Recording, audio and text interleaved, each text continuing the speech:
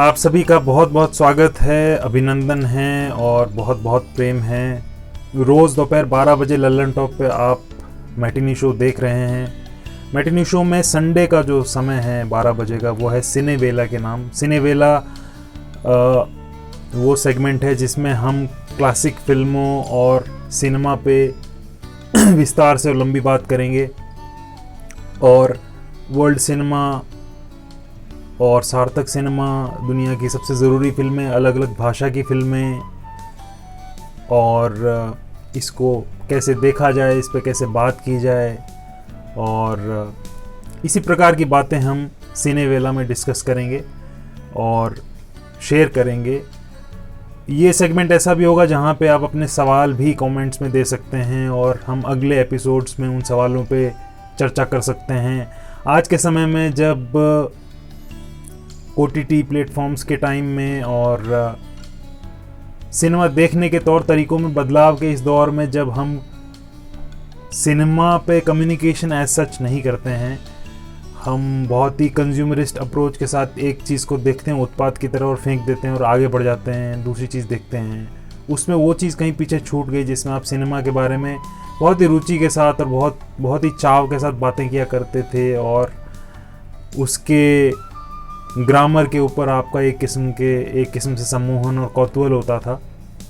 कोशिश करेंगे कि हम उस जोन में एक बार फिर से जा सकें और जो हमारे दिमाग का विस्तार कर सके और हमें एक किस्म की खुशी प्रदान कर सकें। तो सिनेवेला उसी कड़ी का एक हिस्सा है। देखते हैं ये सफल हो पाता है या नहीं हो पाता है। कोशिश रहेगी हर हफ्ते संडे को 12 बजे सिनेवेला के साथ आपके सामने हाजिर हो सकूं। मेरा नाम गजेंद्र सिंह है और आज जिस फिल्म पे मैं बात करना चाहूँगा सिनेवेला के पहले अंक में, उस फिल्म को बरसों पहले मैंने देखा था और वो समय था जब वर्ल्ड सिनेमा की मूवीज़ को मैं एक्सप्लोर कर रहा था, देख रहा था, अलग अलग भाषाओं की फिल्मों को देख रहा था और इस बीच इस एक फ़िल्म पे मेरी नज़र पड़ी। मैंने इसे देखा। एक छोटी सी फिल्म है, पौने 2 घंटे की फिल्म है और जब इसे देख के उठा तो इसके जो डिसीजंस थे, इस फिल्म को बनाने वाले व्यक्ति के डिसीजंस थे, इसके क्लाइमैक्स को लेके, इसके बीच के दृश्यों को लेके, उसने निचोड़ के रख दिया, उसने सम्मोहित किया, उसने द्रवित किया, उसने रुलाया और एक इंसान का दूसरे इंसान के प्रति जो संवेदना का भाव होना चाहिए उसका एहसास करवाया कि वो कैसा होना चाहिए। और जो ब्लैक और वाइट के जो फेर में हमारा संसार पड़ा रहता है, जड़ों में जाए बगैर और परिस्थितियों में जाए बगैर जो ख़राब आदमी ढूंढता है, ये फिल्म प्रत्यक्ष तौर पे ऐसे बुरे आदमी होने के बावजूद हमें सिखाती है कि कैसे चीज़ों को अलग तरीके से देखा जाए। ये वो फिल्म है जो अगर कोई वर्ल्ड सिनेमा में एंट्री लेना चाहता है देखने के तौर पे कि कौन सी देखूं, तो बहुत आसानी से कहा जा सकता है कि आप ये फिल्म देखिए। और एक बहुत अच्छी ब्रिटिश फिल्म मैगज़ीन है साइट एंड साउंड, उसका जब पहला पोल आया था 1952 में, greatest films of all time, जिस पोल में फिल्म मेकर्स और फिल्म क्रिटिक्स हिस्सा लेते हैं और वो चुनते हैं कि कौन सी फिल्म सर्वकालिक महान फिल्म है, उसमें इस फिल्म को ऑल टाइम ग्रेटेस्ट फिल्मों में चुना गया था, यानी महानतम फिल्म चुना गया था। 1952 तक के दुनिया भर के सिनेमा में इसे महानतम फिल्म माना गया था और फिर तब से लेके आज तक जितनी भी सूचियां आई हैं सर्वकालिक महान फिल्मों की, उसमें ये शुमार रहती है। और ये वो फिल्म भी है जिसे 1950 में जब ऑस्कर में विदेशी भाषा की कैटेगरी, फॉरेन लैंग्वेज फिल्म की कैटेगरी शुरू हुई थी, तो उसमें पहला ऑनरी प्राइज़ जो था वो 1950 में इस फिल्म को मिला था। इस फिल्म के डायरेक्टर का नाम है विट्टोरियो डी सिका और इस फिल्म का नाम है बाइसिकल थीव्स। इटालियन फिल्म है। इटालियन इसका जो नाम है वो लाद्री दी बिस्क्लेट है और इसका मतलब होता है साइकिल चोर। बाइसिकल थीव्स के बारे में बात करते हैं हम, इसकी कहानी की बात करेंगे, इसके डायरेक्टर की बात करेंगे, जिस नियो रियलिज्म की बात होती है उसकी बात करेंगे, इस फिल्म के जो सेंट्रल कैरेक्टर्स हैं उनमें किसने अभिनय किया है, उनकी कास्टिंग कैसे हुई, उसके पीछे की रोचक कहानियाँ क्या है, उस पर बात करेंगे। और सबसे बड़ी बात यह है कि इस एक छोटी सी फिल्म ने कैसे दुनिया भर के सिनेमाओं में, दुनिया भर के सिनेमा जगत में कैसे अपनी शाखाएं फैलाई और कैसे इस एक फिल्म से प्रभावित होकर दुनिया के हर देश के, तकरीबन हर देश के फिल्म मेकर ने अपने वहाँ के सिनेमा को बदला, अपने वहाँ की सिनेमा को थोड़ा रियलिस्टिकली बनाना चालू किया। ये सारा हम इसमें जानने की कोशिश करेंगे। सबसे पहले इसकी कहानी पे बात करते हैं। हम इसकी कहानी विस्तार से थोड़ा सा बताएंगे, तो जो एक स्पॉइलर को लेके कॉन्शियसनेस होती है, अगर आप उसको बहुत ही मद्देनज़र रखते हैं तो आप इसको स्किप कर सकते हैं।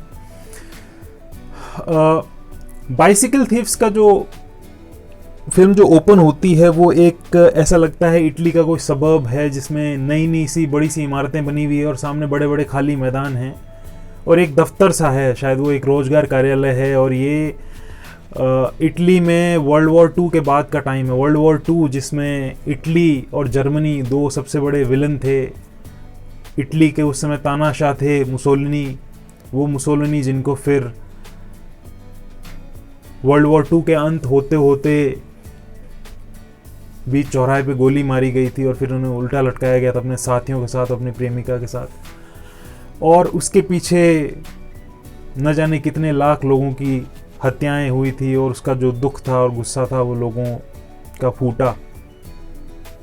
ये इटली वो इटली था जो हार चुका था, जो घुटनों पे आ चुका था, जिसके हिस्सों पे लोगों ने, दूसरे देशों ने कब्जा कर लिया था।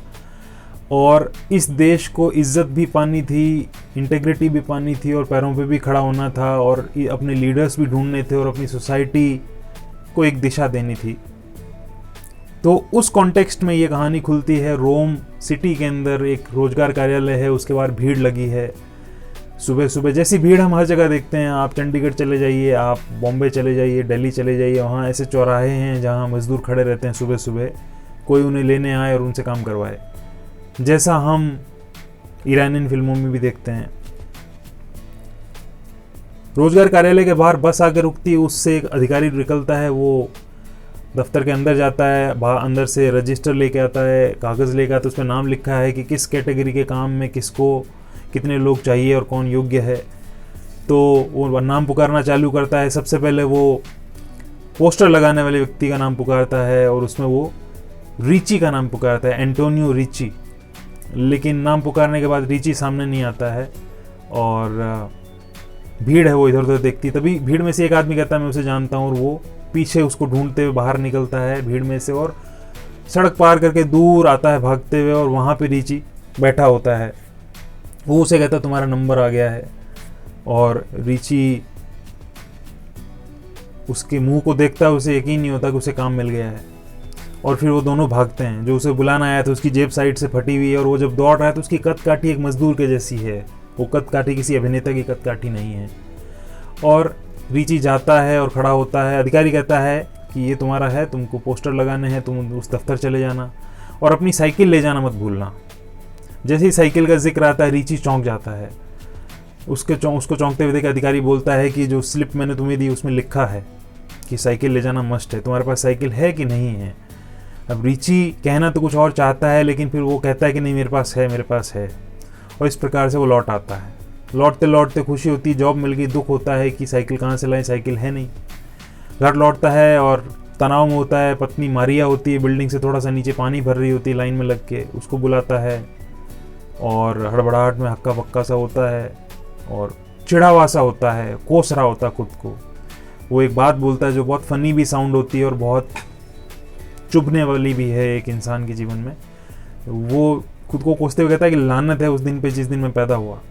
ऐसा लग रहा है, ऐसा मन कर रहा है कि नदी में जाके कूद जाऊं। वो फ्रस्ट्रेशन अपनी वाइफ के आगे निकालता है। पत्नी भी चिढ़ती है, पैसे चाहिए, साइकिल लेनी है और करेंगे क्या। तो बिछाई हुई चादरें हैं वो उसको निकालती, धोती है, समेट के देती है। और पति कहता है ये क्या कर रही है, तो कहती है कि भाई चादरों के बिना भी तो काम चला सकते हैं। फिर वो जाके और पॉन शॉप जाते हैं, पॉन शॉप जहाँ पे आप सामान गिरवी रखते हैं। खिड़की में वो अपना पार्सल डालती है चादरों का, और उसके बाद वो आशा भरी नज़रों से देखती है वहाँ जो व्यक्ति बैठा होता है, कितने पैसे देगा, बात होती है और धीरे धीरे एक रेट पे उनकी सहमति बन जाती है और पैसे मिल जाता है। वो जाता है सेकेंड हैंड साइकिल लेता है और साइकिल लेके और फिर उसके बाद जाता है उस कार्यालय जहाँ से उसको पोस्टर्स लेने हैं। उसको जो काम मिला है वो है फिल्मों के पोस्टर्स लगाना। और जब वो पोस्टर लगाने वाले दफ्तर में एंटर करता है तो साइकिल कंधे पे चढ़ा के एंटर करता है, क्योंकि उसके लिए वही उसकी सबसे बड़ी पूंजी है। और दफ्तर के अंदर साइकिल ले जाना बड़ा अनोखा सा होता है, सभी उसको रास्ते में जो मिलता है वो टोकता है कि क्यों ले जा रहे हो, वहाँ बाहर खड़ी कर दो। दफ्तर में एंटर कर रहा होता है तो वहाँ पे चार्ली चैपलिन का एक कटआउट सा जो होता है वो दीवार के किनारे रखा हुआ होता है। वो चार्ली चैपलिन की फिल्म होती है, 1947 में आई थी, वो कॉमेडी फिल्म थी, उसका नाम था मुंशियर वर्दू, मतलब मिस्टर वर्दू। और ये एक्चुअली वर्ल्ड वॉर 2 के बाद ऐसी वेस्टर्न कंट्रीज से जो और यूरोपियन देशों से ऐसी फैंटेसी वाली ड्रामाज की बाढ़ आ गई थी जिसके अंदर फैंटेसी वाली कहानियाँ थी।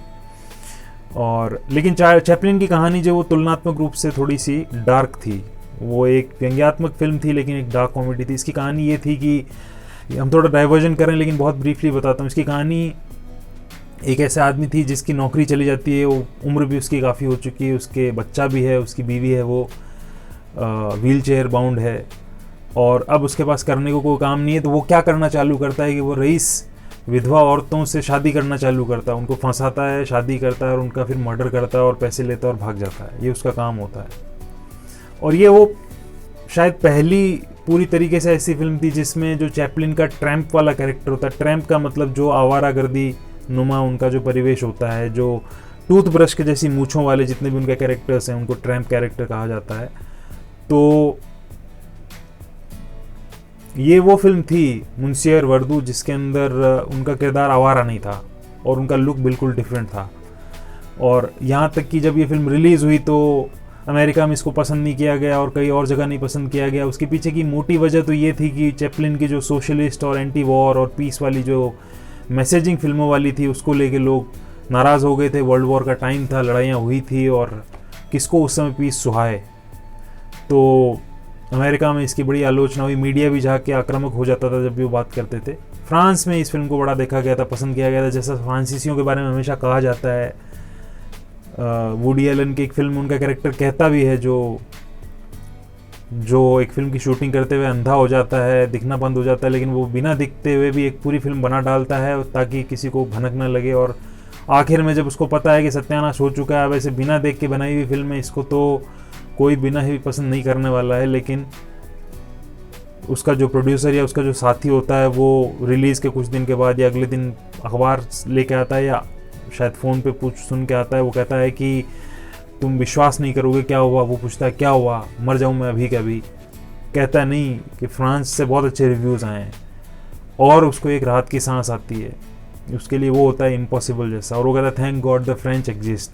तो वो वाली बात है कि जो चैपलिन की फिल्म थी उसको भी फ्रांस में बहुत सराहा गया। और इस फिल्म से जुड़ा एक मामूली सा एक अनोखा सा किस्सा है कि जब चैपलिन अपनी फिल्म प्रमोट कर रहे थे तो मीडिया बड़ा हॉस्टाइल था उस टाइम उनके प्रति। और ऐसी एक प्रेस कॉन्फ्रेंस थी, वहाँ पे उन्होंने अपनी बात रखी और फिर सवाल ओपन करने चालू किए। तो क्वेश्चंस ओपन करने की शुरुआत उन्होंने इसी लाइन के साथ की थी कि उन्होंने मीडिया से कहा था कि प्रोसीड विद द बुचरिंग, कि हाँ अब कत्लेआम चालू करो। उनका संकेत यही था कि अब तुम कत्लेआम करोगे, तुम ऐसे सवाल पूछोगे, मार डालोगे पूछ के। तो खैर ये मुंशियर वर्दू की बात थी जिसका कटआउट वहाँ लगा होता है उस ऑफिस में और भी बहुत सारी फिल्मों के पोस्टर्स लगे होते हैं। तो जो सिनेमा को देखने वाले लोग हैं उनको जब भी सिनेमा का रेफरेंस मिलता है तो अलग सा एक भाव पैदा होता है, एक अलग सी खुशी होती है और अलग सा रंगत आती है। बहरहाल अपना मुख्य पात्र एंटोनियो रिची है, वो फिल्मों के पोस्टर का गट्ठर है, वो लेके अपने घर चला जाता है और अपने बेटे को और वाइफ को बताता है कि सुबह जल्दी निकलना है, 6 बजे 6:30 बजे उसे जाना है। रिची का एक बेटा है ब्रूनो, 9-10 साल का है, बहुत ही प्यारा सा बच्चा है और छोटा सा है, नन्हा सा है, लेकिन बहुत स्मार्ट है। और सुबह जब अगला शॉट खुलता है जिसमें वो सुबह अपने पिता की साइकिल को साफ़ कर रहा है कपड़ा लेके और बड़ी चिंता के साथ और समझदारी के साथ, और उधर उसकी पत्नी मारिया है, वो एग सैंडविच बांधती है दोनों के लिए। छोटा बच्चा है, वो एक दूसरी दुकान पर जाएगा काम करने के लिए, शायद वो पेट्रोल पंप जैसा कुछ है या पेट्रोल डिपो जैसा कुछ है, वहाँ वो काम करता है।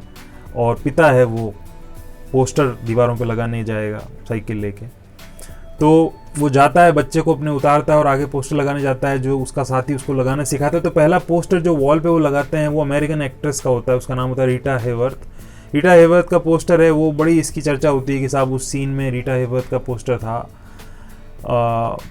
जिसके कई रूपक हैं कि नियो रियलिस्टिक फिल्म हैं, बाइसिकल थीव्स, जिसका एक किरदार है वो एक रियलिस्टिक सी इटली के स्पेस में वर्ल्ड वॉर 2 के बाद बहुत ही कठिन हालातों के बीच दिहाड़ी मजदूर के तौर पे पोस्ट लगाने का काम कर रहा है। वो एक रियल दुनिया है। दूसरी तरफ अमेरिका की सिनेमा की, हॉलीवुड की सिनेमा की दुनिया, जिसकी जो रिप्रेजेंटेटिव फेस है रीटा हेवर्थ, जो ग्लैमरस फिल्में करने के लिए जानी जाती थी, जिनकी गिल्डा 1946 में आई थी, चार्ल्स विडोर ने बनाई थी, और द लेडी फ्रॉम शंघाई 1947 में आई थी, ऑर्सन वेल्स ने बनाई थी। और प्रोबेबली जो रीटा हेवर्थ का पोस्टर दीवार पर लगा रहा होता है रिची, वो गिल्डा का ही होता है या किसी दूसरी फिल्म का होता है। तो वो पोस्टर का जो ग्लैमर होता है वो अमेरिकी फिल्मों के जो पलायनवादी जो एंटरटेनमेंट होता है उसका रिप्रेजेंटेटिव होता है। तो कहीं ना कहीं एक रूपक का काम करता है। आप ठहर के अगर समझना चाहेंगे तो शायद आपको समझ में भी आएगा। तो ये पोस्टर जो होता है हॉलीवुड वाले ग्लैमर और रियल लाइफ का एक कॉन्ट्रास्ट सा बनता है। और एक तरफ झूठी मूठी कहानियाँ एंटरटेन करने के लिए, दूसरी तरफ दुनिया की असलियत है जिसको हम भुलाने की कोशिश करते हैं, लेकिन भुलाएं ना तो ज़्यादा अच्छा रहे। तो खैर रिची जब पोस्टर लगाने लगता है तो उसके साथ एक बहुत बड़ी ट्रेजेडी होती है, जो इस फिल्म का क्रक्स है।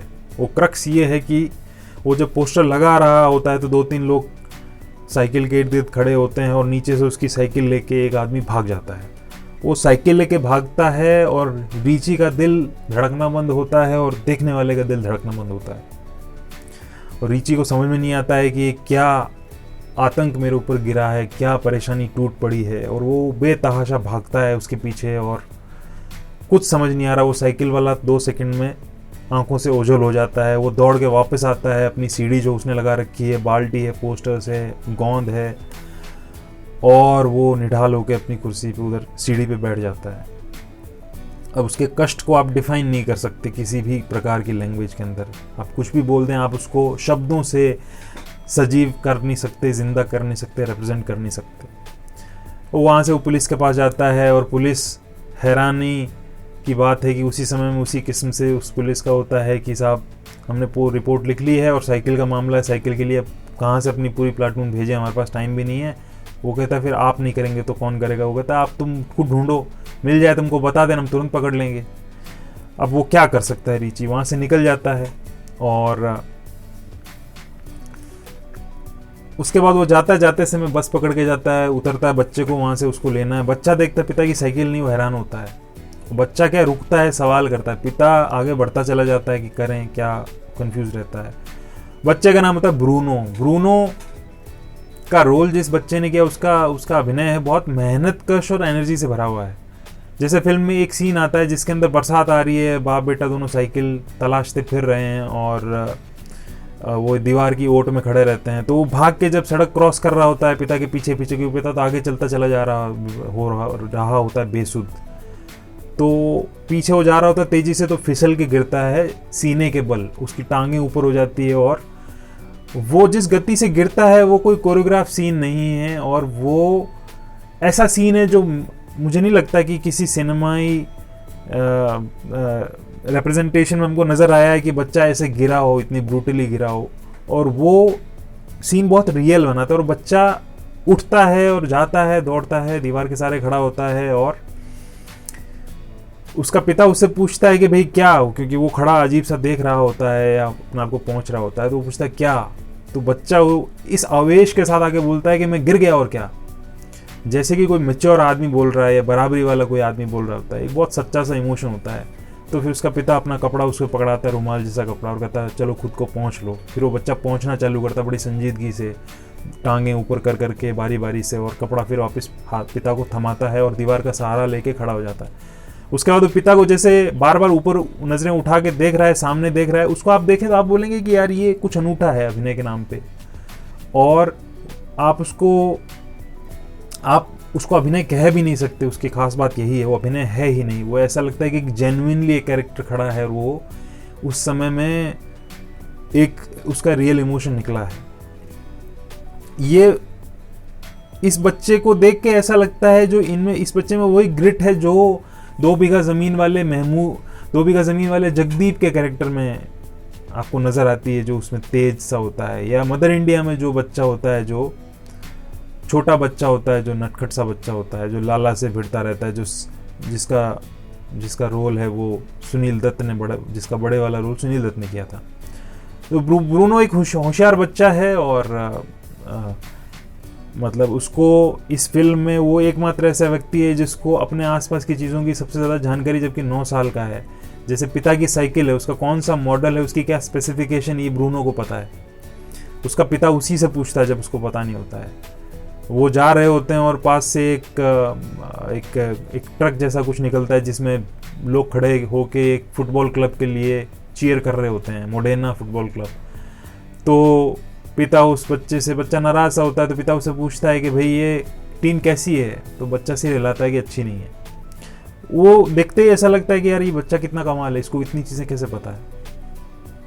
खैर, साइकिल चोरी हो चुकी है, अब दोनों भागते फिर रहे हैं। वो एक जगह जाते हैं पटियाल हालत में, दूसरी जगह जाते हैं, और ये कहानी यही होती है। और उसके बाद वो एक ब्रोथल में चले जाते हैं एक चोर का पीछा करते करते, और इस प्रकार से वहाँ भी कुछ होता नहीं है। और एक सीन और है बहुत अच्छा है जिसमें फिर वो वहाँ से निकल के जब जा रहे होते हैं, चोर के पीछे करने का भी कोई फ़ायदा नहीं होता है, तो ब्रूनो जब सवाल ज़्यादा करता है तो परेशान रिची उसको थप्पड़ मार देता है, और ब्रूनो रोने लगता है और नाराज़ होकर ऊपर पेड़ के पीछे चला जाता है, थोड़ा सा दूर चला जाता है पेड़ के पीछे कि मैं नहीं आता हूँ। रिची को थोड़ा पछतावा होता है, लेकिन चूंकि वो इतना अधिक परेशान हो चुका है कि वो पछतावे का भी ज़्यादा कुछ कर नहीं सकता है, फ्रस्ट्रेटेड है। उसके पैरों के नीचे ज़मीन सरक चुकी है, शक्ति बची नहीं है।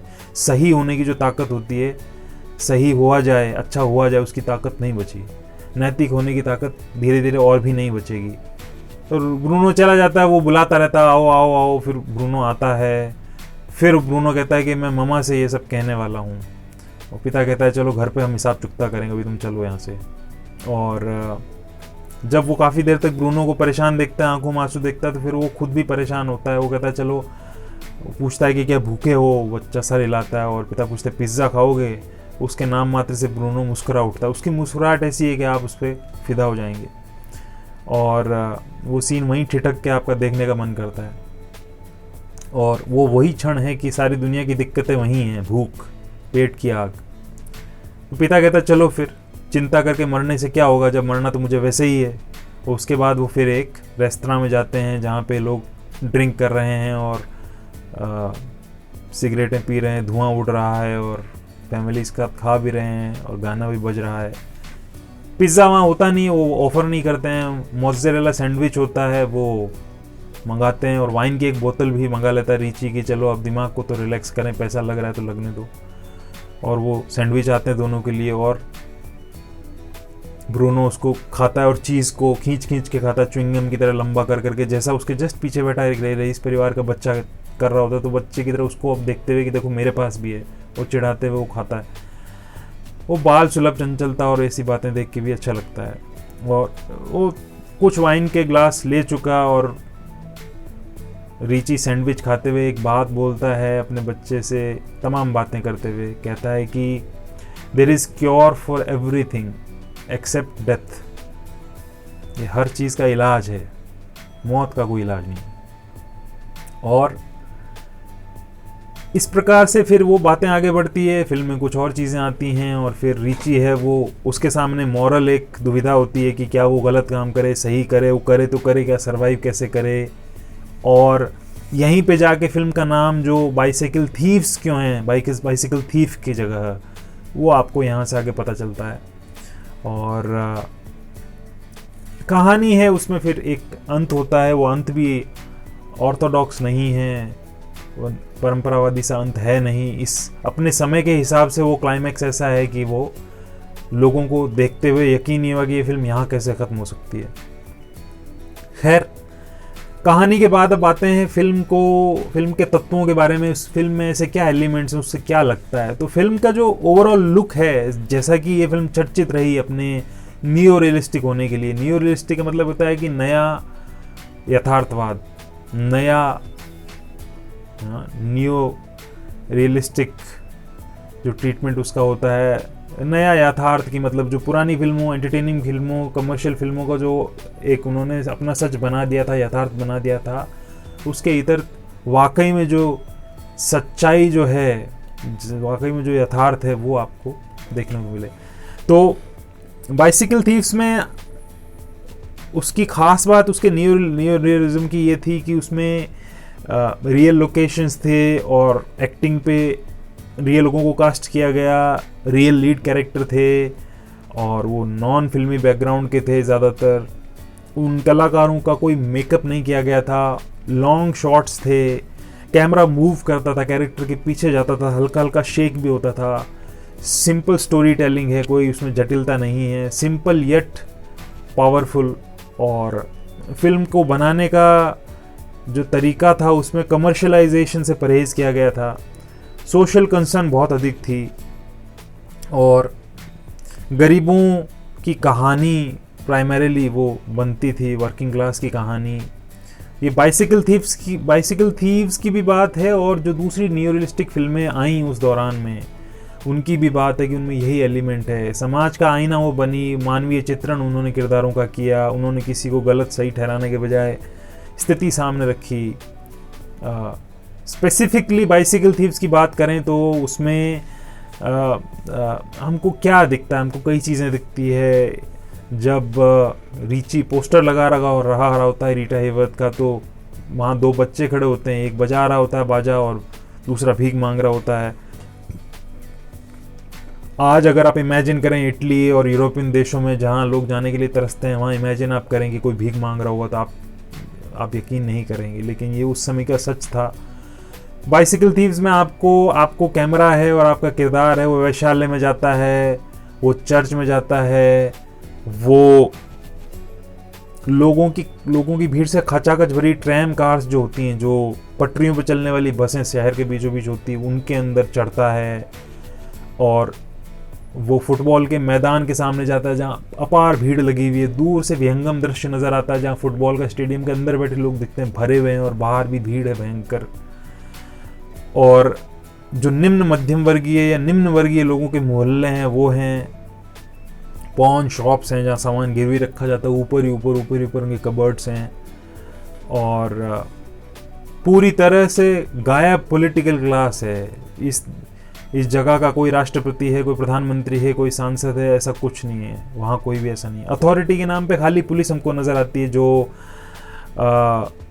वॉर से उकता चुके और अगर मारवाड़ी में कहें तो धाप चुके, तृप्त हो चुके लोगों, समाजों और देश के बाद अब इस देश में वो कम्युनिटी के लेवल पे ही अब शांति का काम कर रही है। उनके मन में अब कोई ऐसा कुछ कर दिखाने और जो एक आक्रामकता उग्रता होती है नहीं बची। वो वाकई में एक काउंसलिंग लेवल पे आ चुकी है, तैश से पेश नहीं आती। जैसे पुलिस के दो रिप्रेजेंटेशन हैं, एक तो थाने में जो रिपोर्ट दर्ज कराने जाता है तो वहाँ वही है कि लापरवाही से लोग होते नहीं उनके पास, तो वो खाली रिपोर्ट लिख के और जेन्युइन लेवल बता देते हैं।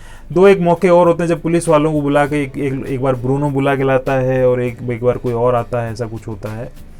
उन मौक़ों पे भी पुलिस वाला है वो शिकायतकर्ता को मदद करता है, उनके साथ साथ जाता है और ढंग से बात करता है, तो ये एक अच्छी बात है। और जैसा कि पहले आपको बताया बाइसिकल थीव्स की तत्वों में एक बात ये इसकी एंडिंग है, क्लाइमैक्स है, ऐसा क्लाइमैक्स है जो अधूरा माना जाएगा। अगर उस समय में अगर उस हिसाब से देखें तो वो लोग बोलेंगे यार ये क्या किया, ये तो अधूरा छोड़ दिया आपने, बताया ही नहीं कि क्या हुआ अंत में, या और जो भी है ये कुछ। अगर मुझे और एक ऐसा ही क्लाइमैक्स याद करना हो तो एम एस सेतु की गर्म हवा में लिटरली इसी प्रकार का है कि दोनों पात्र हैं वो अंत में भीड़ जा रही है और उसमें शामिल हो जाते हैं। वजहें दोनों की अलग अलग होती है लेकिन वो शामिल हो जाते हैं और वो वहीं चलते चले जाते हैं। वो करते क्या अंत में ये आपके ऊपर है, आप इमेजिन कीजिए कि वो क्या करते हैं और वो लास्ट में दी एंड लिखा आता है। बाइसिकल थीव्स में कुछ सीन्स की अगर बात करें जो आपको डिस्कस करना हो कि उनमें यादगार सीन कौन से हैं, तो मुझे जो भीने भीने और अच्छे लगे सीन उनमें एक ये था कि जब रीची को पोस्टर चिपकाने की जॉब मिलती है और वो ऑफिस से बाहर निकलता है, उसकी वाइफ बाहर वेट कर रही होती है, वो उसको बताता है, दोनों चहक उठते हैं कि चलो फाइनल हो गया, जॉब मिल गई है, पैसा मिलेगा और महीने में इतना इकट्ठा हो जाएगा।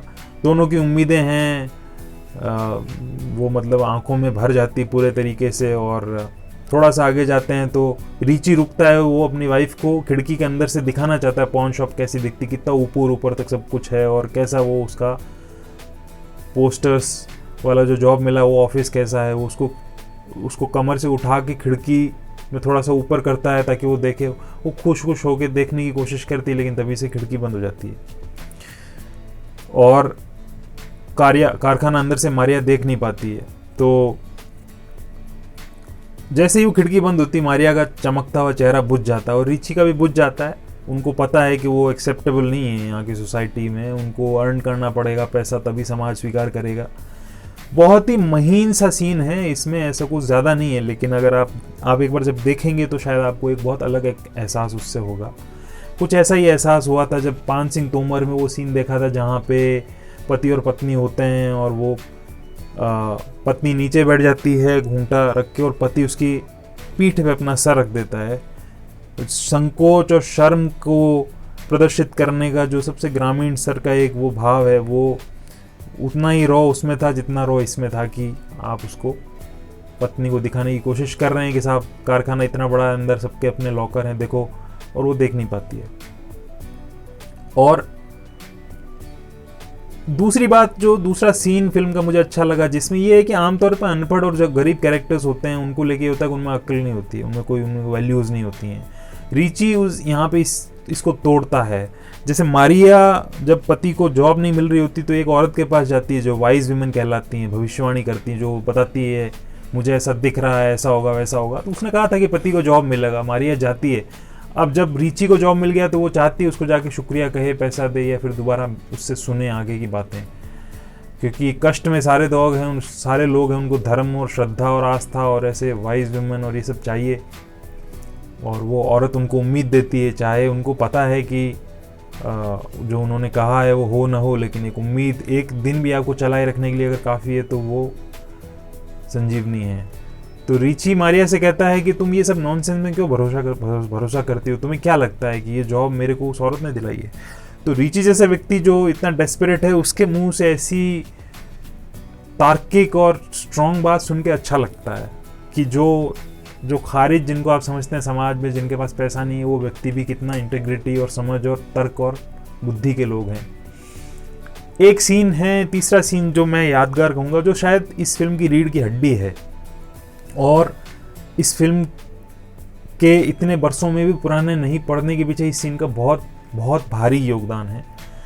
वो ये होता है कि जब एक सीन में एंटोनियो रिची एक साइकिल चुरा के भागता है और नहीं भाग पाता है, लोग पकड़ लेते हैं, दबोच लेते हैं, थप्पड़े मारते हैं और दूर से ब्रूनो देख लेता है और भाग के आता है और वो अपने पिता का नाम ले लेकर रो रहा है, चिल्ला रहा है, उसकी आंखों से पानी गिर रहा है और लोग हैं वो थप्पड़े मार रहे हैं रिची को और द्रवित कर देने वाला दृश्य है। ये दृश्य यहाँ पे सिर्फ एक आदमी के रोजगार की बात नहीं रह जाती, यहाँ पे ये एक पिता और पुत्र के रिश्ते की कहानी है कि एक छोटे से बच्चे के सामने उसके पिता को आप मार रहे हैं, पीट रहे हैं, उसके दिल पे क्या बीत रही है। पूरी ज़िंदगी वो घाव अपने जहन में लेके जाएगा।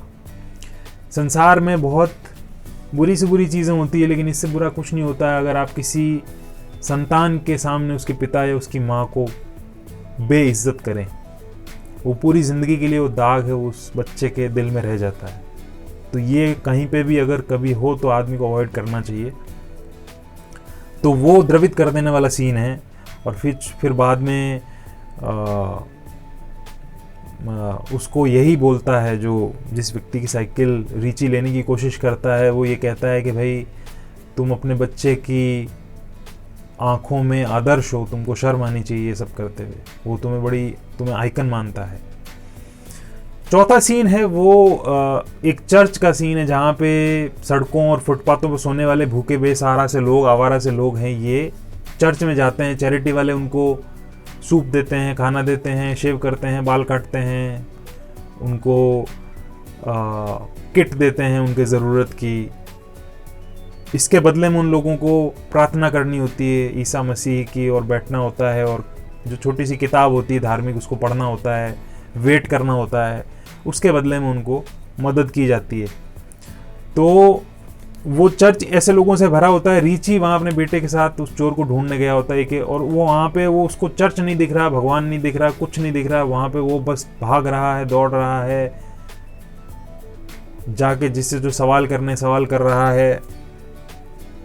लेकिन उसी दौरान आपका अगर ध्यान वहाँ बैठे सारे लोगों के चेहरों पे भी जाए तो सारे के सारे लोग अपने चेहरों पे इटली का नक्शा लेके बैठे हैं कि इटली के समाज का दर्द उस समय में क्या है, भूख, प्यास, ये सब, नाउम्मीदी, वो उनकी सलवटों पे साफ नज़र आता है। और इसका कारण ये भी है कि वो सारे लोग एक्टर्स नहीं हैं, वो सारे नॉन एक्टर्स हैं। और इस सीन में असली आवारा लोगों को ही लाया गया था शूट करने के लिए, और ऐसा भी हुआ था कि वो खाने का इंतज़ार कर रहे थे, शूटिंग की इनको कोई परवाह नहीं थी। और कई देर जब रीटेक्स हो रहे थे, सीन पे सीन हो रहे थे, तो वो नाराज़ भी हो गए थे। ये रियल बात है उस समय की, नाराज़ हो गए। तुमको ये कहना था भाई हमें शेव करना है, खाना खाना है, ये फिल्म विल्म की किसको परवाह है। इस प्रकार के इसमें कई सीन है। बाइसिकल थीव्स के अंदर 2 सीन ऐसे भी है जिनको सेंसर करने की कोशिश हुई थी। हॉलीवुड का जो प्रोडक्शन कोड एडमिनिस्ट्रेशन होता है, PCA, वो तब क्या करता था कि वो अप्रूवल की सील देता था किसी फिल्म को। तो उन्होंने अपने यहाँ उनको अपनी सील देने के लिए बाइसिकल थीव्स के 2 सीन्स को काटने के लिए उन्होंने कहा था, जिसमें एक सीन वो था जिसके अंदर एक सीन ये था जिसमें जब एंटोनियो रिची और उसका बेटा ब्रूनो साइकिल चोर को ढूंढ रहे होते हैं तो ब्रूनो को पेशाब आता है बहुत ज़ोर से। तो वो फटाफट भागम भाग में आता है, एक दीवार के पास खड़ा होकर पेशाब करने की कोशिश कर रहा होता है। तभी दूर से फिर उसका पिता उसको देख लेता है, उसको बुलाता है, भाग क्या, हमको जाना है। और वो पेशाब किए बगैर ही फिर वापस भागता है वहाँ से। तो हालांकि इस सीन के अंदर कैमरा उसकी पीठ की तरफ होता है, फिर भी ये सीन हटाने के लिए कहा गया कि ये जमेगा नहीं, इसको आप काटिए। दूसरा सीन वो था जिसके अंदर एंटोनियो चोर का पीछा करते करते ब्रोथल में चला जाता है। और हालांकि उस सीन में भी कुछ आपत्तिजनक नहीं था क्योंकि वहाँ पे कुछ न्यूडिटी नहीं थी। सारी महिलाएं सुबह नाश्ता कर रही थी, अपने आम वस्त्रों में बैठी थी और एक घर जैसा वो लग रहा था। लेकिन हॉलीवुड प्रोडक्शन कोड एडमिनिस्ट्रेशन ने चाहा कि भाई इन दोनों सीन को आप हटाइए, लेकिन अंततः फिर प्रोड्यूसर लोगों ने इनकी बातों के आगे सहमति नहीं जताई और उनको नहीं किया, अपने सीन्स नहीं काटे। और अंततः हुआ यही कि फिर बाइसिकल थीव के लोगों ने जो डिसीजन लिया था, इसकी वजह से फिर ये जो फिल्म डिस्ट्रीब्यूशन के ऊपर ये इस मतलब जो हॉलीवुड का ये जो PCA है, इसका जो आधिपत्य था इसका कमज़ोर पड़ा। उसके बाद से इससे एक किस्म से मुक्ति आने वाली फिल्मों को भी मिली। इन बातों के बाद अब आते हैं इस फिल्म को बनाने वाले डायरेक्टर के ऊपर, विट्टोरियो डी सिका, और इस फिल्म की मेकिंग की बातों की बात करते हैं। विट्टोरियो डी सिका मूलतः इटली के एक एक्टर थे और काफ़ी समय से वो एक्टिंग कर रहे थे, कुछ फिल्में भी उन्होंने डायरेक्ट की थी। बाइसिकल थीव्स बनाने से पहले की स्थिति ये थी कि उनकी फिल्में कुछ चल नहीं रही थी, उनके पास पैसे भी ख़त्म हो गए थे, उनको गैम्बलिंग की आदत भी थी, उनकी घरेलू जीवन भी थोड़ा ठीक नहीं चल रहा था। और बताया जाता है कि उनके कस्बों में और जहाँ उनकी फिल्मों के पोस्टर लगे थे वो भी उतारे जा रहे थे। और बतौर डायरेक्टर उन्होंने कुछ फिल्में बनाई थी, कुछ कॉमेडी फिल्में थीं और कुछ सीरियस फिल्में थीं, जैसे वर्ल्ड वॉर के बीचों बीच the children are watching us बनाई थी उन्होंने, फिर शू शाइन बनाई थी। और शू शाइन हालांकि एक बड़ी आइकॉनिक फिल्म थी, आज क्लासिक कल्ट मानी जाती है, लेकिन उसको उस समय में ऐसा इंटरनेशनल अक्लेम नहीं मिला था जैसा कि बाद में जाके मिला। और घर में ज़्यादातर ये देखा गया इंटरनेशनल सिनेमा में, वर्ल्ड सिनेमा में, कि जो बहुत अच्छे डायरेक्टर्स होते हैं उनके खुद के देशों में उनकी फिल्मों को वो नहीं मिलता है सम्मान, विदेशी क्रिटिक्स ही उनको ज़्यादा सराहते हैं। तो यही विक्टोरिया डी सिका के साथ भी हुआ था। और कुल मिला के शू शाइन से उनको ना पैसा मिला, ना घर में सम्मान मिला, और जो बाहर का सम्मान था वो देर से आया।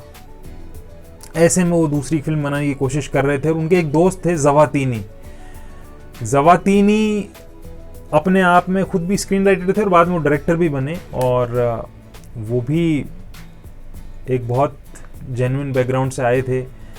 तो एक स्टोरी लिखी थी बर्तोलिनी नाम की व्यक्ति ने, उस स्टोरी का, नॉवल का नाम था बाइसिकल थीव्स। और ज़वातीनी जो कोलैबोरेटर थे डिसिका के और स्क्रीन प्ले राइटर थे, को स्क्रीन प्ले राइटर थे, वो बर्तोलिनी की लिखी कहानी है उसको लेके डिसिका के पास गए। उन लोगों को, दोनों को कहानी पसंद आ गई, तो इन्होंने बाकी सारे राइटर्स के साथ मिलके इसको डेवलप किया। और बाकी राइटर भी कोई एक दो नहीं थे, तकरीबन 6-7 लोग ऐसे थे जिन्होंने मिलके स्क्रीन प्ले को लिखा था। इसमें जो प्रमुख नाम है वो डिसिका थे, एक तो खुद एक ज़वातीनी, चेज़ारे ज़वातीनी थे, और एक सुसो चेक्की दमिको थे। सुसो चेक्की दमिको महिला थी और वो, उनके पिता भी थे जो इसी इंडस्ट्री से थे, और वो बाद में भी उन्होंने कोलैबोरेट किया था। नियो रियलिस्टिक सिनेमा जो बनाते थे इटली के फिल्म मेकर्स, उनमें बहुतों के साथ दमिको ने काम किया था। तो ज़वातीनी और डिसिका ने बाद में फिल्म के ऊपर काम चालू किया। उन्होंने रिसर्च करने के लिए इटली के जगह जगह वो गए, ब्रोथल्स के अंदर गए। ब्रोथल्स में जा रहे थे तो वहीं पे फिर एक वाइज वुमन के कमरे में गए। वाइज वुमन मतलब जो भविष्यवाणी करती है, और वहीं से उनको आइडिया आया और उन्होंने अपने फिल्म में वो किरदार रखा था जहाँ पे मारिया जाती है, रीची की वाइफ जाती हैं, और ऐसा किरदार फिर फिल्म में रखा गया था। और डिसिका प्रोड्यूसर ढूंढ रहे थे, प्रोड्यूसर मिल नहीं रहा था। एक प्रोड्यूसर पैसा देने के लिए राजी हुआ, लेकिन उसकी शर्त ये थी कि जो पिता का किरदार है बाइसिकल थीव्स के अंदर, उसमें उसको कोई इटालियन वर्कर नहीं चाहिए, उसमें उसको रियल आदमी नहीं चाहिए, उसको चाहिए carry grant. Carry grant Hollywood के बड़े स्टार थे। अब डिसिका ने कहा कि कैरी ग्रांट है, वो कोई मजदूर कैसे लग सकते हैं, और मेरे को तो ऐसा आदमी चाहिए जिसके हाथ में फोड़े हों पर प्रॉपर मजदूर हो, और कैरी ग्रांट तो 7 जन्मों में ऐसे लग नहीं सकते, तो फिर कैसे किया जाए। और जब बात यहाँ आके फंस गई तो फिर डिसिका ने अपने और अपने दोस्तों के साथ मिलके मनी रेज करने की कोशिश की, और उसके बाद जाके फिल्म उन्होंने स्टार्ट की। और इस फिल्म में बच्चे का किरदार एंजो स्तायोला ने किया था। एंजो स्तायोला ने बहुत बाद में बताया था कि डिसिका बहुत अनुशासित और बड़े सख्त किस्म के डायरेक्टर थे, और मुझे याद है कि जब वो सेट पर आते थे तो हर आदमी डर से कांप जाता था, क्योंकि उनके काम करने का तरीका ही ऐसा था। हालांकि डिसिका ने कॉमेडी फिल्में बनाई थी, तो कोई व्यक्ति जो कॉमेडी फिल्म उनकी देखे वो कह नहीं सकता कि ये व्यक्ति इतना सख्त हो सकता है। और हालांकि बच्चों के साथ वो सेट पे उनका बर्ताव अच्छा था। डिसिका है वो, उनकी फिल्म टेक्निक क्या थी, अपनी फिल्म टेक्निक के बारे में उनका कहना था कि मैं स्टेप बाय स्टेप प्लॉट होता है उसके डेवलपमेंट को फॉलो करता हूँ, मैं उसको तोल के देखता हूँ, उसको एक्सपीरियंस करता हूँ, उस पर बात करता हूँ, उसको परिभाषित करता हूँ अपने स्क्रीन प्ले राइटर कोलैबोरेटर ज़वातीनी के साथ। और अक्सर महीनों लग जाते हैं इसमें। हम एक मोड़ जो कहानी में आने वाला है, सीन है, वो सारा डिस्कस करते हैं। और इस प्रकार से शूटिंग चालू होने से पहले हम अपनी पूरी फिल्म दिमाग के अंदर कंप्लीट कर लेते हैं, एक एक कैरेक्टर हो डिटेल के साथ तैयार कर लेते हैं। और इतने मेटिकुलस प्रोसेस और प्रिपरेशन के बाद प्रोडक्शन के लेवल पे काम बाकी रहता है, और बहुत ज़्यादा कुछ उसके बाद करना नहीं पड़ता है। इस फिल्म की कास्टिंग अगर आप देखें तो उसमें 3 प्रमुख किरदार हैं जो बाइसिकल थीव्स के अंदर आपको अलग तरीके से नज़र आते हैं। एक तो पिता का किरदार है, एक बेटे का किरदार है, एक माँ का किरदार है। तीनों की कास्टिंग थी, इसकी कहानी बहुत अनोखी है। जैसे इनकी कास्टिंग कहाँ से हुई, तीनों नॉन एक्टिंग बैकग्राउंड से थे। जैसे एंटोनियो रीची के वाइफ मारिया का रोल किया था लियानेल्ला करेल ने। लियानेल्ला करेल ने एक्टिंग वैक्टिंग नहीं कर रखी थी, और वो दरअसल विटोरियो डिसिका का इंटरव्यू करने गई थी, और जब वो उनसे मिली तो उस समय विटोरियो मारिया के रोल के लिए एक्टर तलाश रहे थे, माँ के रोल के लिए, वाइफ के रोल के लिए। उन्होंने इनको लियोनेल्ला को देखा और उन्होंने कास्ट कर लिया, और बाद में लियोनेल्ला ने एक्टिंग भी की, स्क्रीन पे राइटिंग वगैरह का काम भी किया। अब आते हैं सबसे सेंट्रल कैरेक्टर के ऊपर, जो एंटोनियो रिची का था, जो श्रमिक होता है, जो पोस्टर लगाने का काम करता है, जिसकी साइकिल चोरी हो जाती है। ये रोल किया था लैम्बेर्तो मैज़ोरानी ने। लैम्बेर्तो मैज़ोरानी एक्टर नहीं थे। रोम में एक स्टील फैक्ट्री थी, उसमें वो मशीन चलाते थे, मशीन के ऊपर बैठते थे, उसको चलाने का काम करते थे। और बाइसिकल थीव्स उनको कैसे मिली, एक संयोग था। जैसे बताया जाता है कि ये अप्रैल 1948 की बात है कि मैज़ोरानी की वाइफ जोसेफिना है, वो रेडियो पर अनाउंसमेंट सुन रही थी, और उसमें तभी एक ऐड आया कि बड़े फेमस डायरेक्टर विक्टोरियो डी सिका अपनी अगली फिल्म के लिए एक बच्चे को तलाश करें, 9 साल का बच्चा उनको चाहिए। इतना सुनना था कि फिर जोसेफिना है वो अगले ही सुबह पहुंच गई उनके दफ्तर अपने बेटे की फ़ोटो लेके, और वो 9 साल का था, 10 साल का था। लेकिन विक्टोरियो डी सिका ने उनके बेटे को तो सेलेक्ट नहीं किया, लेकिन उसी फ़ोटो के अंदर उनके हस्बैंड नज़र आ रहे थे, लैम्बेर्तो मैज़ोरानी। और उन्होंने कहा कि अपने पति को तुम भेजना। जोसेफिना घर गई और उन्होंने अपने पति से बात की, लेकिन मैज़ोरानी को स्टील फैक्ट्री वाली जॉब नहीं छोड़नी थी। 16 साल से काम कर रहे थे, उनको पता है कि बाद में पता नहीं एक फिल्म करने के बाद कुछ हो न हो, स्थिरता कहाँ से आएगी। लेकिन पत्नी ने ज़िद की, तो फिर वो गए, स्टूडियो चले गए। वहाँ उनको घोड़े की तरह इधर से उधर दौड़ाया गया, सीन करवाए गए, 19-20 और लोग थे, और आखिर में उनको लीड रोल में ले लिया गया। लेकिन फिर वो भी थोड़ा सा अड़े थे कि भाई मुझे अश्योर करो कि मेरे को बाद में स्टील फैक्ट्री वाली जॉब वापस मिल जाएगी, तभी मैं ये फिल्म करूँगा, नहीं तो मैं नहीं करूँगा। और आई गई बात हो गई, उन्होंने जैसे तैसे उनको मना लिया, और फिर उन्होंने बाइसिकल थीव्स की। ये फिल्म शूट हुई, उस प्रोसेस में 3-1 महीने तक उनकी पूरी ज़िंदगी राजा के जैसी हो गई लैम्बेर्तो मैज़ोरानी की, क्योंकि रोज़ सुबह ब्लैक लिमोजीन गाड़ी में, चमचमाती गाड़ी में ड्राइवर उनको लेने के लिए आता था और रात को घर छोड़ने के लिए जाता था। जो फैक्ट्री के साथी थे मैज़ोरानी को, उन्होंने उसको मेडल दिया कि भाई तुमने हमारा नाम रोशन कर दिया।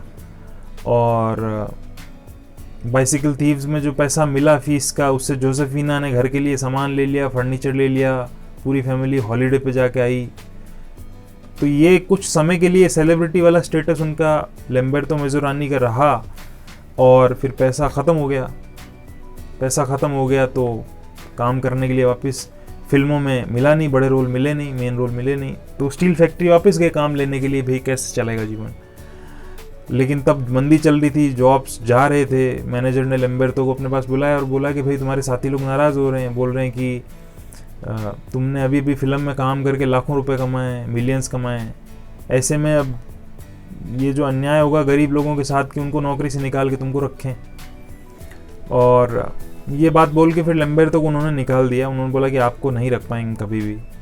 तो ये काम पूरी तरीके से उनके हाथ से चला गया। उसके बाद लैम्बेर्तो ने राजमिस्त्री का काम चालू किया, वो ईंटें गारा लगाने का काम करने लगे घर चलाने के लिए। अब एक स्टार है वर्ल्ड सिनेमा का, दुनिया की उस समय की सबसे महानतम फिल्म का सितारा है, वो ईंटें लगा रहा है, मिस्त्री का काम कर रहा है। और ये दौर बाद में बहुत बुरा रहा। उनके बेटे को टीबी हो गया, इलाज के पैसे नहीं थे, घर खाली करने वाले घर खाली करने का नोटिस उनको मिल गया था। और जोसेफिना ने इस हालात के लिए डी सिका को जिम्मेदार ठहराया कि भाई आगे की फिल्में मिली नहीं, ये क्या ज़िंदगी को तुमने मोड़ दे दिया। एक बड़ी फ़नी सी बात है या आयरॉनिकल बात है कि बाद में जोसेफिना ने अपने घर की एक मुर्गी का नाम डी सिका रखा था, इतना उसको गुस्सा था। और जब क्रिसमस आया तो फिर उस मुर्गी को उन्होंने पका के आराम से खाया भी। ये बहुत ही फ़नी सी बात है। खैर, लैम्बेर्तो मैज़ोरानी को कुछ एक फिल्मों में छोटे मोटे रोल मिलते रहे, वो सिर्फ इसलिए बाइसिकल थीव्स का बड़ा कल्ट स्टेटस था और वो उनकी प्रेजेंस से उस फिल्म का शाइन और ग्लोरी है वो यूज़ करना चाहते थे फिल्मों में, तो उनको लिया करते थे। इटली के एक और बड़े डायरेक्टर हैं पासोलिनी ने फिल्म बनाई थी मामा रोमा 1962 में। उसमें उन्होंने छोटा सा रोल दिया क्योंकि बाइसिकल थीव्स कर रखी थी। इसके अलावा ज़वातीनी जो स्क्रीन प्ले राइटर भी थे बाइसिकल थीव्स के, वो भी बड़े सिद्धांतों वाले आदमी थे। उन्होंने लैम्बेर्तो मैज़ोरानी के लिए एक स्क्रीन प्ले लिखा और उसका नाम था तू मैज़ोरानी।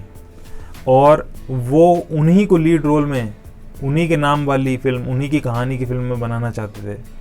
वो चाहते थे कि न्यू रियलिज्म को एक कदम और आगे लेके जाएं, और क्यों हम एक व्यक्ति को लें फिर उसका नाम बदलें, एक नई स्टोरी में उसको डालें, इसके बजाय क्यों ना हम उन लोगों को लें और उनके पूरे असली नाम को यूज़ करें, उन्हीं की कहानी को सुनाएं और समाज का लिटरली सच्चा आईना नज़र आए। ज़वातिनी ने सोचा था, लेकिन सोच वो साकार नहीं हुई और वो सफल नहीं हो पाया। और 1983 की बात है कि रोम के एक हॉस्पिटल में आखिरकार इनकी लैम्बर्टो मेज़ोरानी की मौत हो गई। वो 73 ईयर्स के थे, उनकी उम्र ये थी। और बल्कि इस बाइसिकल थीव्स की कास्टिंग के समय ही डिसिका ने तय कर लिया था और बोल भी दिया था कि मैं नहीं चाहता कि तुम करो, लैम्बर्टो कोई और फिल्म करे। इसके बाद वो नहीं चाहते थे। इसकी वजह ये नहीं थी कि कोई और मोटिव था, इसकी वजह ये थी कि डिसिका का मानना था कि लैम्बर्टो जैसा सिंपल सा आदमी है, उसके लिए फिल्मों में एक्टिंग करना बड़ा एक ट्रेजिक सा त्रासदीपूर्ण एक्सपीरियंस होगा, तो उनको नहीं करना चाहिए। तो अब आते हैं तीसरे प्रमुख किरदार पे, अगर कहें तो दूसरे प्रमुख किरदार पे, ब्रूनो को रोल किया था एंजो स्तायोला ने। एंजो स्तायोला छोटे से बच्चे थे, 9-10 साल के, और वो भी एक्टर नहीं थे, स्कूल में पढ़ाई करते थे, आते थे घर और जाते थे स्कूल, बहुत कोई रईस फैमिली नहीं थी। और उस समय विक्टोरिया डिसिका इस कैरेक्टर के लिए बच्चे ढूंढते फिर रहे थे। 4-5 हज़ार बच्चों का ऑडिशन इटली में उन्होंने कर लिया था। और फिर उन्होंने, बताया जाता है कि तब मतलब उनकी कास्टिंग कैसे हुई उसको लेके कई बातें। एक तो ये कहा जाता है कि एक दिन स्कूल से निकले एंजो स्तायोला बालक, तो पीछे एक कार उनका पीछा कर रही थी और बच्चा वो देख के डर गया, क्योंकि इटली में उस समय में बच्चों के मर्डर की कोई घटनाएं थी और चर्चा में रही थी वो घटनाएं।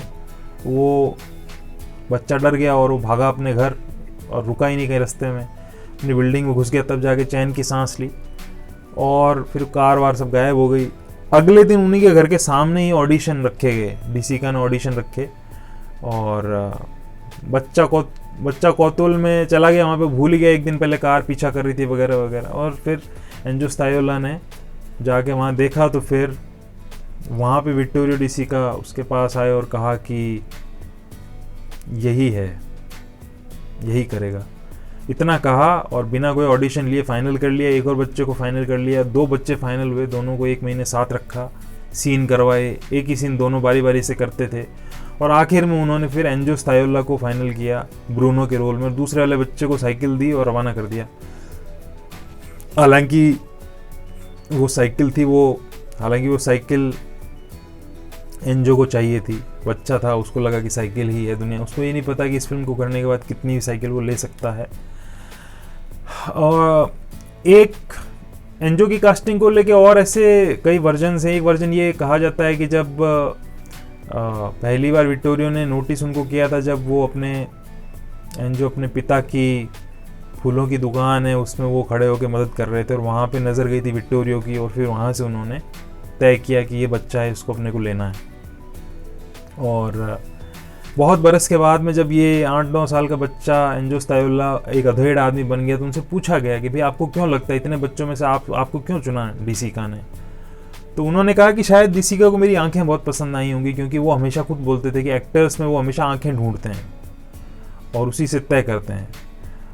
या फिर एक कारण ये हो सकता है कि मैं एक आम इंसान था, और ठीक वैसा ही जैसा कि इस फिल्म के कैरेक्टर थे, क्योंकि मैं जिस जगह रहता था मेरे आसपास भी गरीबी थी, तो मैं गरीबी को रिप्रेजेंट करता था। पूरा इटली उस टाइम ऐसा ही था, सारे लोग भूखे थे, युद्ध ख़त्म हुआ ही था, और उस दौर में किसी की साइकिल खो जाए इसका मतलब ये होता है कि वो मर गया है, उसकी पूरी दुनिया ख़त्म हो गई है। और लोग अपनी बिछाने की चादरें तक गिरवी रख रहे थे, पॉन शॉप्स में रख रहे थे। ये लाइफ थी उस समय में। और जहाँ पे मेन लीड लैम्बर्टो मेज़ोरानी की लाइफ में कोई बदलाव नहीं आया बाइसिकल थीव्स को करने के बाद, लेकिन एंजो स्तायोला की लाइफ में बहुत परिवर्तन आ गया। और उन्होंने इस फिल्म के बाद में कोई 17-18 फिल्में की, काफ़ी पैसे कमाए, उनके पूरे परिवार को ज़बरदस्त मदद मिली, उन्होंने आलीशान जीवन जिया। और बाद में वो इंग्लैंड भी गए, कुछ एक्टिंग वहाँ भी की, उसके बाद लौट के आए, फिर देखा कि अब वो रंगत नहीं रही, वो बाल किरदार को लेके जो एसोसिएशन रहा, और अब जवान होने के बाद और मैच्योर होने के बाद अब लोग वैसे रोल नहीं दे रहे, तो फिर उन्होंने उसके बाद एक्टिंग छोड़ दी। और इस प्रकार से फिल्म के कैरेक्टर्स वगैरह ये थे और उनकी लाइफ में इस प्रकार की तब्दीलियाँ आई। बाइसिकल थीव्स का नाम जब लिया जाता है तो फिर एक नाम लिया जाता है जो हमने भी बार बार लिया है, वो है नियो रियलिज्म का। नियो रियलिज्म क्या है? नियो रियलिज्म का हिंदी में अर्थ है नव यथार्थवाद। नव यथार्थवाद का अर्थ मैंने आपको बताया कि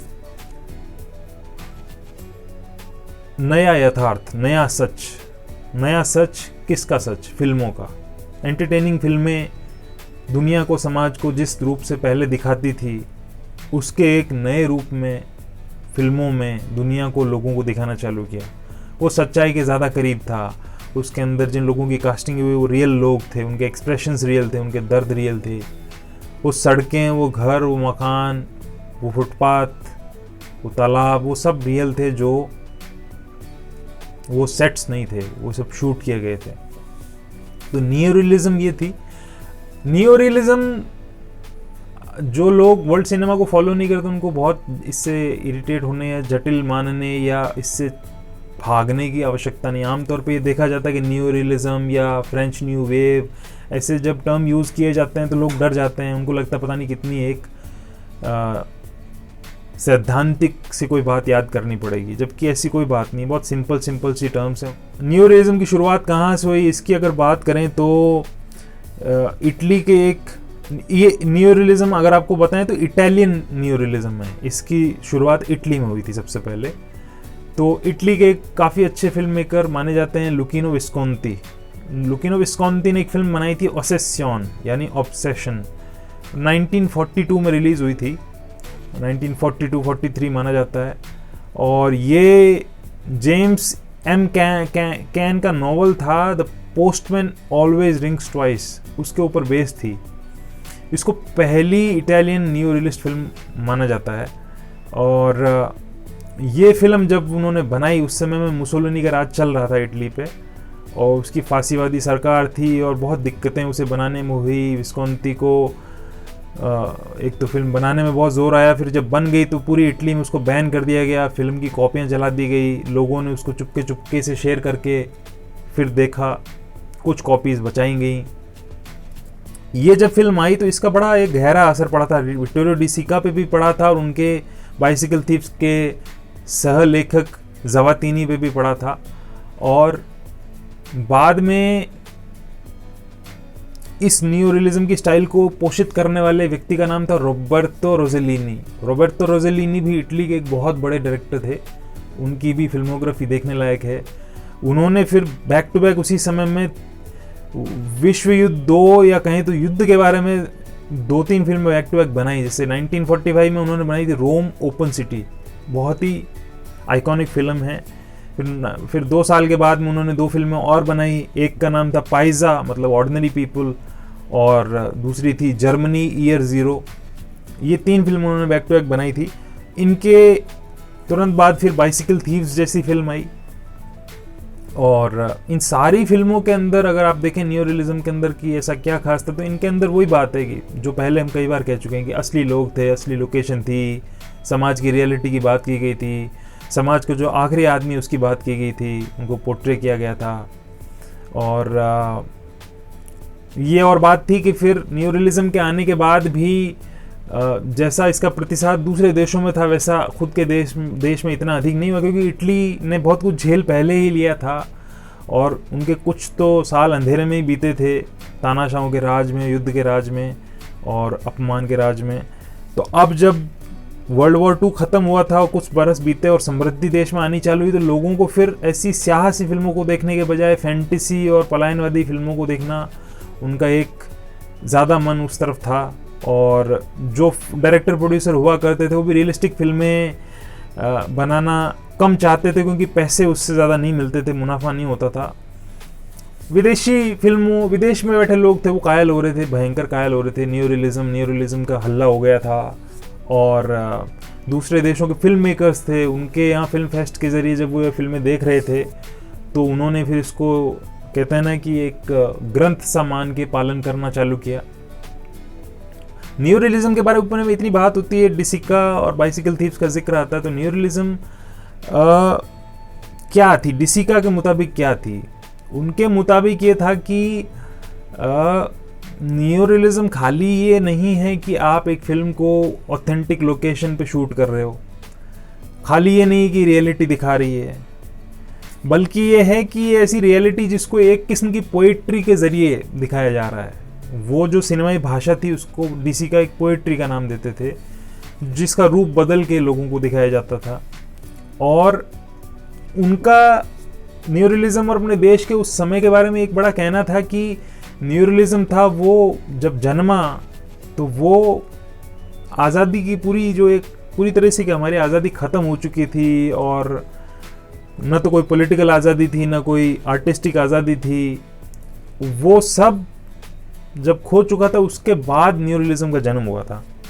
और ये एक तरीके की बगावत भी है तानाशाही के खिलाफ, और जो इटली में मानवता के साथ तानाशाहों ने किया उसके खिलाफ एक किस्म की बगावत भी है, सच्चाई को जल्दी से जल्दी दिखा के और इस प्रकार की कविताओं के ज़रिए कहानियाँ बोल के इनकी मैसेजिंग जो होती थी। डिसिका का कहना था कि हमने उस समय में युद्ध खोया था और हमने पाया था कि हमारी जो मोरालिटी है उसके टुकड़े टुकड़े हो चुके हैं दुनिया के आगे। और उसके बाद जो पहली फिल्म डिसिका के मुताबिक जिसने इटली देश की जो गरिमा थी उसको वापस थोड़ा सा पुनर्निर्मित करने का काम किया था, उसकी आधारशिला रखी थी, तो वो उनकी खुद की फिल्म वो बताते हैं शूशाइन। और शूशाइन वो फिल्म थी जिससे तो भयंकर प्रेरणा मिली थी और राज कपूर वगैरह ने खूब प्रेरणा ली थी। उनकी हम बात हम आगे करने वाले हैं। देशों में अपने अपने सिनेमा मूवमेंट चालू हो गए, सिनेमा सोसाइटी चालू हो गई, आज तक उसका नतीजा हमको नज़र आ रहा है। आज भी लोग इंस्पायर उससे होते हैं। तो आखिर में डिस्कस करेंगे कि और बताएंगे कि कौन से ऐसे फिल्म मेकर्स थे जो इससे बहुत अधिक प्रेरित हुए, सीधे तौर पे प्रेरित हुए। जैसे बिमल रॉय का अगर हम नाम लें तो वो बाइसिकल थीव से सीधे प्रभावित हुए थे। जैसे 1952 में उन्होंने मुंबई में देखा था, इससे इफ़ी का पहला फेस्ट हुआ था, इंटरनेशनल फिल्म फेस्टिवल इंडिया, वहाँ उन्होंने बाइसिकल थीव्स को देखा था, उसकी स्क्रीनिंग हुई थी और इतने प्रभावित हुए कि उन्होंने तय किया कि अब वो वैसी ही एक फिल्म बनाना चाहते हैं। फिर उन्होंने एक ऐसी कहानी को चुना फिल्म के तौर पे जो किसान की थी, जो अपनी ज़मीन को बचाने के लिए मजदूरी करने के लिए कलकत्ता जाता है ताकि पैसा कमा के साहूकार से ज़मीन छुड़ा ले, और वहाँ पे वो रिक्शा खींचने का काम करता, नंगे पैर डामर की सड़कों पे, गर्म सड़कों पे भागता है, रिक्शा खींचता है। और शंभू महतो उसका नाम होता है, और उधर उसका बच्चा भी उसके साथ ट्रेन पे चला जाता है, फिर बच्चा भी वहाँ जाता है, बहुत विपत्तियाँ आती है। और 2 बीघा ज़मीन इस फिल्म का नाम था, 1953 में आई थी, जिसको हम भारत की महान फिल्म आज बोलते हैं, जो है भी। और संयोग की बात ऐसी है कि बाइसिकल थीव्स और 2 बीघा ज़मीन में जो बाप बेटे के किरदार है, दोनों की शक्लों को अगर आप देखेंगे तो थोड़ी थोड़ी आपको मिलती हुई नजर आएंगी। Bimal Roy iconic film maker India के, उनकी प्रेरणा थी। फिर राज कपूर की प्रेरणा थी। राज कपूर ने तो माना था कि उनकी शुरुआती फिल्में जो थी वो विदेशी फिल्मों से प्रभावित थी। आग है, बरसात है, आवारा है, और कई विदेशी फिल्में उन्होंने देखी, उससे बहुत इंस्पायर हुए थे। और ख़ास तौर पे 3 इटालियन फिल्म मेकर्स से बड़े इंस्पायर हुए थे, जिनसे उन्होंने मुलाकात की थी 1952 के बॉम्बे फिल्म फेस्ट में। बॉम्बे में फेस्ट हुआ था यही वाला। और रोबर्टो रोसेलिनी थे, विट्टोरियो डी सिका थे और ज़वातिनी थे। राज कपूर ने कहा था कि ये लोग इटली में न्यू रियलिज्म आंदोलन के प्रणेता थे। मैं डी सिका की फिल्मों का गज़ब का भावुक कदरदान हुआ था, उनकी फिल्मों को देख के इमोशनल हुआ था, ख़ास तौर पे मिरेकल इन मिलान और बाइसिकल थीव्स और शूशाइन। ज़वातिनी डी सिका के स्क्रीन प्ले राइटर थे और मैंने उनके साथ बड़ी लंबी बातें की। डी सिका और ज़वातिनी सिनेमा के पर्दे पे वो लेके आए जो उन्होंने देखा था और महसूस किया था समाज में, और वो बहुत कुछ ऐसा था जो असली था, स्लाइस ऑफ लाइफ था। और राज कपूर ने कहा कि उन्होंने कहा था कि आप किसी भी अमेरिकी फिल्म में कभी ये नहीं दिखेंगे एक छोटा सा बच्चा वो पेशाब कर रहा है। बाइसिकल थीव्स में बच्चा पेशाब करता है, पिता सड़क के किनारे खड़ा होकर इंतज़ार करता है, बड़ी सिंपल सी बात है। लेकिन आप दूसरी फिल्मों में ये नहीं देखते हैं। इस प्रकार की सोच ही दूसरी फिल्मों में नहीं नज़र आती है। और राज कपूर का कहना था कि हालांकि इस पूरे मूवमेंट का, न्यू रियलिज्म वाले मूवमेंट का सबसे प्रभावी हिस्सा था कि इसमें कैसे रूपकों का इस्तेमाल हो रहा है अपनी बात कहने के लिए, और रूपक बहुत ज़रूरी थे। दूसरी बात ये थी कि स्टूडियो की जो 4 दीवारें होती उससे बाहर आउटडोर में ऐसी फिल्में बन रही थी। और राज कपूर ने कहा कि मुझे इनमें से, इन इटालियन डायरेक्टर्स में से बहुतों ने कहा, कईयों ने कहा कि आप कितने लकी हैं कि भारत में पूरे साल सूरज चमकता है, लेकिन आप फिर भी आप लोग स्टूडियो के अंदर शूट करते रहते हैं, ऐसा क्यों करते हैं? बाहर बड़ी ब्राइट लाइट आती है और आप आर्टिफिशियल लाइट में और लैंडस्केप के अंदर शूट करते हैं, जबकि हम लोग इटली में और बाकी जगह पे स्टूडियोज़ में तभी शूट करते हैं जब बहुत ज़रूरी हो, अदरवाइज़ हम नहीं करते हैं। तो राज कपूर इतने प्रभावित हुए कि फिर 1954 में उन्होंने बूट पॉलिश प्रोड्यूस की थी। बूट पॉलिश लिटरली शू शाइन जो फिल्म थी डीसी का, कि लिटरली उसी फिल्म का ही एक ट्रिब्यूट आप कह लो या आप इंस्पिरेशन कह लो। बच्चों की, दोनों की सिमिलर प्लॉट्स थे, बच्चे थे, और वो प्रकाश अरोड़ा ने डायरेक्ट की थी। कहा जाता है कि राज कपूर ने घोष डायरेक्ट की थी, और सड़क भीख मांगने वाले बच्चों की कहानी थी जो बूट पॉलिश का काम चालू करते हैं अपनी एक इज्जतदार ज़िंदगी के लिए। और शू शाइन के 8 साल के बाद राज कपूर ने ये फिल्म बनाई थी। और राज कपूर, उसके बाद में राज कपूर की तो कई सारी फिल्में थी जिसमें आपको न्यू रियलिज्म नज़र आया। बस राज कपूर ने अपनी एक अंडरस्टैंडिंग और अपने तत्व भी उसमें जोड़े, सेलिब्रेटरी भी थोड़ा उन्होंने उसको बनाया। राज कपूर के बाद सत्यजीत राय एक ऐसे फिल्म मेकर थे जिनको आप महान फिल्म मेकर इंडिया का कह सकते हैं, जिनकी तुलना बहुत करने के लिए कोई मिलता नहीं है। तो सत्यजीत राय है, उनको भी अगर फिल्म बनाने की जो एक पुश मिला था, वो पुश भी बाइसिकल थीफ से ही मिला था।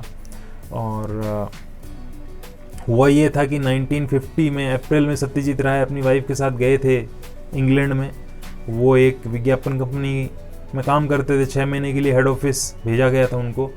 और कंपनी के मैनेजमेंट ने सोचा कि जब राय लौटेंगे तो फुल टाइम एडमैन बन के लौटेंगे, पूरा मन लगा के, और उनके एड वेड बनाएंगे चाय बिस्कुट वाले। लेकिन ये जर्नी जो थी, एक जो ये विजिट थी, इसने राय को हमेशा के लिए बदल दिया। लंदन पहुँचे और वहाँ उन्होंने 3 दिन के अंदर अंदर विक्टोरिया डी सिका की फ़िल्म देख ली, बाइसिकल थीव्स। और हालांकि एड एजेंसी में जब काम कर रहे थे बंगाल में, तब भी उनके दिमाग में चल रहा था कि एक उनको फिल्म बनानी है। लेकिन विक्टोरिया की फिल्म देखने के बाद उनको क्लियर हो गया था कि अब वो फिल्म बनाएंगे तो ऐसी ही नेचुरल लोकेशंस पे बनाएंगे, ऐसे ही अज्ञात एक्टर्स लेंगे।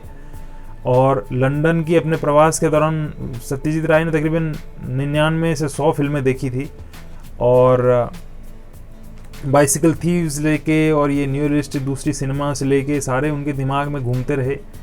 जब वो इंडिया लौट रहे थे तो रास्ते में उन्होंने पाथेय पांचाली का पहला ट्रीटमेंट लिख लिया था। और अपनी शुरुआती फिल्मों में राय ने न्यू रियलिस्टिक रवैया ही अपनी फिल्मों में उन्होंने अपनाया था। सत्यजीत राय का कहना था कि, उन्हीं के शब्दों में अगर कहें तो उन्होंने कहा था कि लंदन प्रवास के दौरान मैंने जितनी भी ब्यूटीफुल फिल्में देखी हैं, उनके कारण देश के बाहर मेरी ये जो पहली यात्रा थी वो हमेशा मेरे दिल में अमिट रहेगी। लेकिन इस दौरान एक फिल्म जिसने मेरे जहन पे पूरा असर डाला है वो थी विक्टोरिया की बाइसिकल थीव्स। इस फिल्म की जो अपील है उसको मैं वर्ड्स में नहीं समझा सकता हूँ। इससे भी ज़्यादा अपील मुझे इस बात ने किया कि अपनी फिल्मों में मैं जो कुछ भी करना चाहता था वो हूबहू डीसी का ने यहाँ कर दिया था, और बहुत ही काबिल ढंग से किया था। राय का कहना था, सत्यजीत राय का, कि ये कौन कह सकता है इन फिल्मों को देखने के बाद कि इनएक्सपीरियंस्ड लोगों से एक्टिंग नहीं करवा सकते, कौन कह सकता है कि आप बरसात में शूट नहीं कर सकते, कौन कह सकता है कि आपको मेकअप करना अनिवार्य है।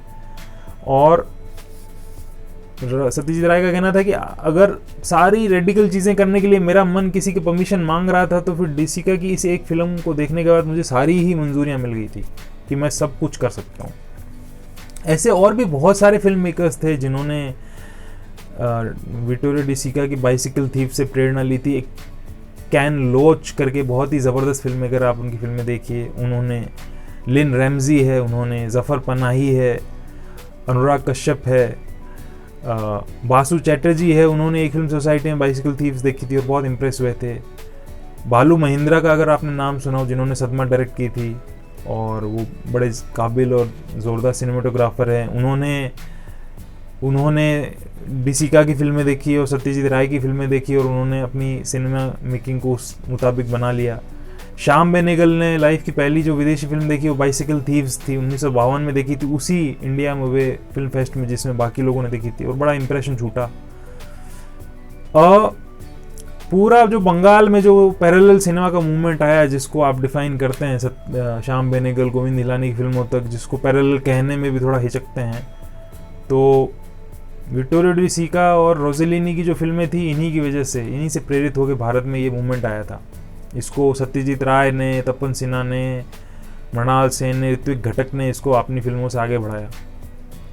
और ये जो इटालियन न्यू रियलिज्म है, इसी से प्रेरित होकर फिर फ्रांस के अंदर फ्रेंच न्यू वेव आया था। वहाँ के सिनेमा में जो तब्दीली आई थी, मेजर तब्दीली आई थी, जो फ्रांसवा ट्रुफो, गोदार, लुई माल जैसे फिल्म मेकर्स थे, उनकी रियलिस्टिक एक्सपेरिमेंटल फिल्में इसी की प्रेरणा से बननी चालू हुई थी। उन्होंने फिर अपना अलग ही परिभाषा गढ़ के छोड़ी।